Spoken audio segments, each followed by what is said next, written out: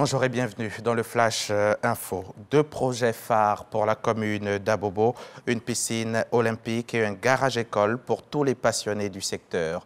Deux projets pour le bonheur des populations. Le top départ de leur mise en œuvre a été donné hier samedi par Patrick Hachi. Le Premier ministre est allé procéder au lancement conjoint des travaux en présence des autorités municipales, d'autres membres du gouvernement et de notre reporter Alexis Ouedraogo qui nous en donnera les détails dans le 13h.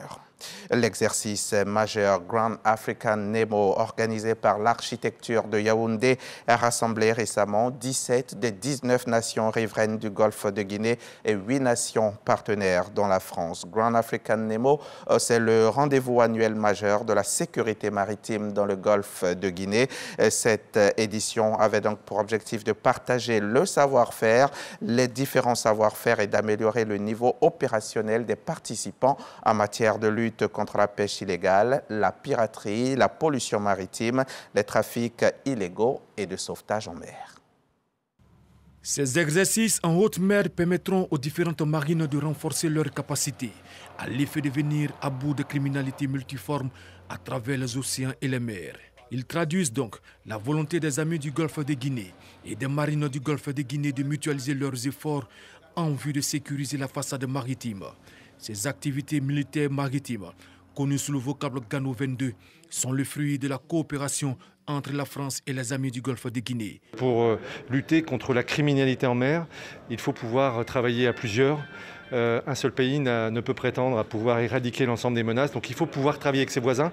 Et cet exercice, il est là pour ça, pour que les différentes marines du pays du Golfe de Guinée puissent travailler ensemble et contrer les menaces ensemble.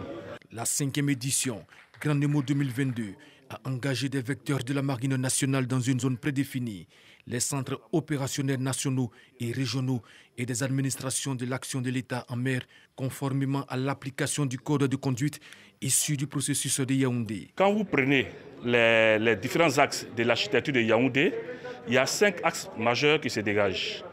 Le premier axe, c'est la formation et l'entraînement de nos hommes. Le second axe, c'est l'équipement en moyens adéquats de nos marines.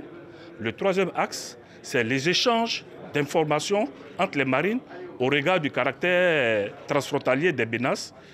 Le quatrième axe prend en compte en fait la mise en place d'un cadre juridique pour la prise en charge du continuum des contrevenants. Même si le Golfe de Guinée est loin pour l'instant d'être épargné des crimes maritimes transnationaux tels que la piraterie maritime, le vol à main armée, le trafic de stupéfiants et la pratique de pêche illégale non déclarée et non réglementée, l'interopérabilité des différentes forces navales africaines pourra substantiellement juguler le mal. Un reportage de Frédéric Oulaï commenté par Abou Oussanogo. Les autorités ivoiriennes préparent les prochaines négociations sur le commerce des services dans le cadre de la ZLECAf, la zone de libre-échange continentale africaine. Cela porte sur la prévisibilité de la réglementation d'accès au marché et sur le cadre de la réglementation intérieure. Le gouvernement et le secteur privé ont planché récemment sur la liste des engagements spécifiques de la Côte d'Ivoire. Les précisions de Lanciné Bakayoko à suivre dans le 13h.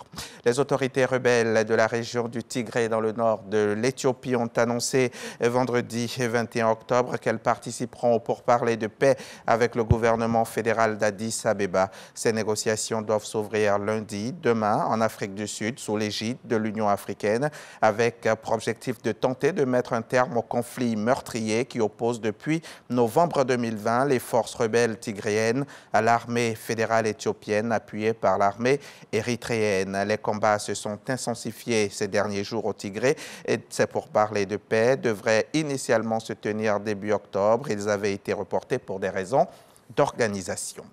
C'est la fin d'un faux suspense. Nous sommes en Chine. Xi Jinping a été reconduit pour 5 ans comme secrétaire général du Parti communiste chinois. C'était donc ce matin même, ce dimanche, lors d'un vote à huis clos à l'issue du 20e congrès du PCC, selon l'agence officielle. Il devrait donc être officiellement confirmé à la présidence du pays en mars 2023. Il devient ainsi le dirigeant le plus puissant depuis Mao Zedong, fondateur du régime. Lors d'une allocution devant la presse, Xi Jinping a assuré que le monde a besoin de la Chine, saluant les 2 miracles réalisés dans le pays, c'est-à-dire un développement économique rapide et une stabilité sociale sur le long terme. Tout à l'heure, à 13h, dans le cadre du magazine du dimanche, je recevrai professeur Joseph Elidje Ekra, dermatologue. Pendant un quart d'heure, nous allons échanger sur les maladies de la peau, les maladies dermatologiques qui peuvent être souvent de simples pathologies affectant la surface cutanée, mais également des symptômes visibles de maladies internes. Peau et maladies internes, c'est donc le thème de cet entretien. C'est à ne pas manquer, c'est à 13h et c'est sur RTI.